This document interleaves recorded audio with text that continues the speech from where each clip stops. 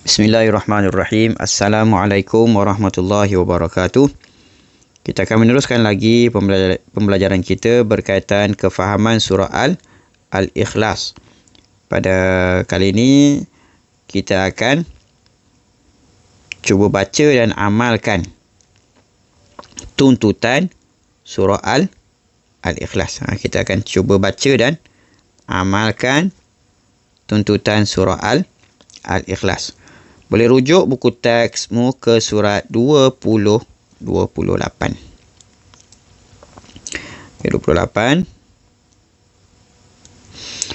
Kita baca sama-sama dan cuba fahamkan. Baik. Ayat pertama surah Al-Ikhlas berbunyi Qul huwallahu ahad. Qul huwallahu ahad. Ini kandungan surah. Kandungan surah Al-Ikhlas ini untuk ayat pertama, Islam agama tauhid. Islam agama tauhid. Dan tuntutan di sebalik ayat yang pertama tadi, ayat surah Al-Ikhlas ayat yang pertama. Yang pertama, meyakini Allah Maha Esa. Kita dah sebutkan Qul huwallahu ahad, artinya katakanlah wahai Muhammad, Allah itu Esa. Maka tuntutan di sebalik ayat ini kita perlu yakin. Allah Maha Esa. Yang kedua, sentiasa ikhlas dalam beribadat. Sentiasa ikhlas dalam beribadat. Yang ketiga, membanyakkan menyebut kalimah La ilaha illallah. Kerana ini merupakan kalimah tauhid. Kita sebut tadi berkaitan dengan tauhid. Kalimah La ilaha illallah ini kalimah tauhid, yang artinya tidak ada Tuhan yang layak disembah melainkan Allah sahaja. Baik, kita lihat pula ayat yang kedua, Allahus Samad. Allahus Samad. Artinya Allah sahaja tempat semua makhluk meminta pertolongan. Allahus Samad. Okey. Kandungan surah Al-Ikhlas ini berkaitan ayat yang kedua, yang sangkut paut dengan ayat kedua ini, Allah tempat meminta pertolongan. Tuntutan di sebalik ayat ini, yang pertama apa dia? Memohon pertolongan hanya kepada Allah. Hanya kepada Allah. Bukannya makhluk yang lain selain Allah. Yang kedua, menghindari diri daripada perasaan putus asa. Menghindari diri daripada perasaan putus asa.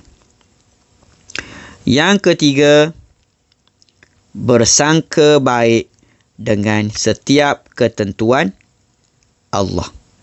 Itu tuntutan dalam surah Al-Ikhlas ini pada ayat yang kedua ini. Yang ketiga, lam yalid wa lam yulad. Artinya Allah tidak beranak dan tidak diperanakkan. Kandungan surah Al-Ikhlas ayat yang ketiga ini, Allah tidak mempunyai anak dan pasangan. Pasangan. Allah tidak mempunyai anak dan pasangan. Tuntutan di sebalik ayat, merenung ciptaan Allah dan mengagumi kekuasaannya.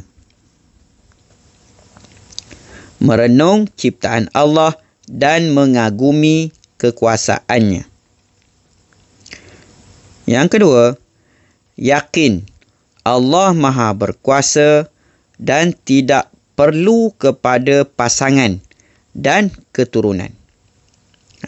Yakin Allah Maha berkuasa dan tidak perlu kepada pasangan dan keturunan. Dan yang ketiga, mempelajari ilmu akidah bagi memantapkan iman.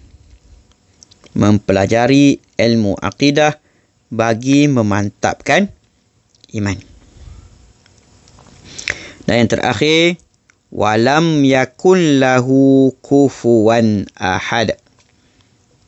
Artinya tidak ada sesuatu pun yang setara dengan Allah Subhanahu Wa Taala.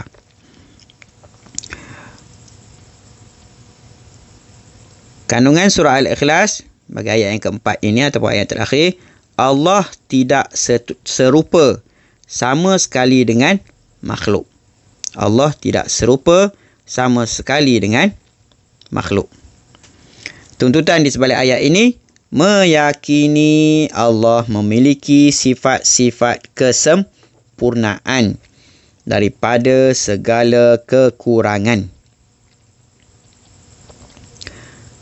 Yang kedua, bersyukur atas nikmat kurniaan Allah. Dan yang terakhir, menginsafi kelemahan diri. Baik. Kita dah dengar tadi. Kita dah dengar ayat. Kita pun dah dengar kandungan bagi setiap ayat serta tuntutan bagi setiap ayat. Maka apa yang perlu kamu buat di sini? Pengukuhan. Adanya pengukuhan untuk memantapkan lagi apa yang telah kita belajar. Apa yang Ustaz nak? Kamu salin dan hafaz. Salin dan hafaz. Salin. Pertama, salin semua ayat. Semua ayat yang mana? Inilah. Ayat 1, 2, 3, 4. Ini ayat. Ayat. Salin semua. Kemudian, nombor 2, juga salin semua kandungan surah. Yang mana kandungan surah yang nombor 2 tadi? Ni kandungan surah. Yang ni. Kamu salin. Tadi salin ayat. Kemudian, sebelah ayat tu buat macam ni. Dia ada kandungan surah. Salin semua kandungan ni. Ada 4 kandungan ni. 1, 2, 3, 4. Terserah kamu nak buat macam mana ya. Tapi ada contoh yang Ustaz dah letak kat bawah ni. Dan yang ketiga, Ustaz nak kamu tulis 2 sahaja bagi setiap tuntutan. Tuntutan yang mana? Yang tepi ni tuntutan. Yang ni. Tuntutan di sini kebanyakan yang ada 3. Ada 3. Yang Ustaz nak kamu pilih 2 sahaja. Pilih yang pendek-pendek supaya senang kamu hafal. Contoh yang pertama ni, ambil yang ni, pendek-pendek kan. Ambil 2 sahaja. Setiap tuntutan ni ambil 2. Di sini tulis 3. Kamu buat 2 sahaja ya. Ikut ni 2 saja. Sebab untuk kamu hafal nanti salin dan hafal. Contoh buatnya, kamu nak buat macam mana? Contoh macam Ustaz buat ni. Pertama kamu salin dulu ayat pertama, contoh Qul huwallahu ahad. Kemudian kamu tulis kandungan surah dia apa? Islam, agama, tauhid. Macam ni tadi kan. Dia tulis sini Islam, agama, tauhid. Kamu boleh buat macam Ustaz tu. Islam, agama, tauhid. Kemudian tuntutan kamu salin 2 saja. Pertama, meyakini Allah Maha Esa contohnya. Dan yang kedua, sentiasa ikhlas dalam ibadah. Cukup macam tu.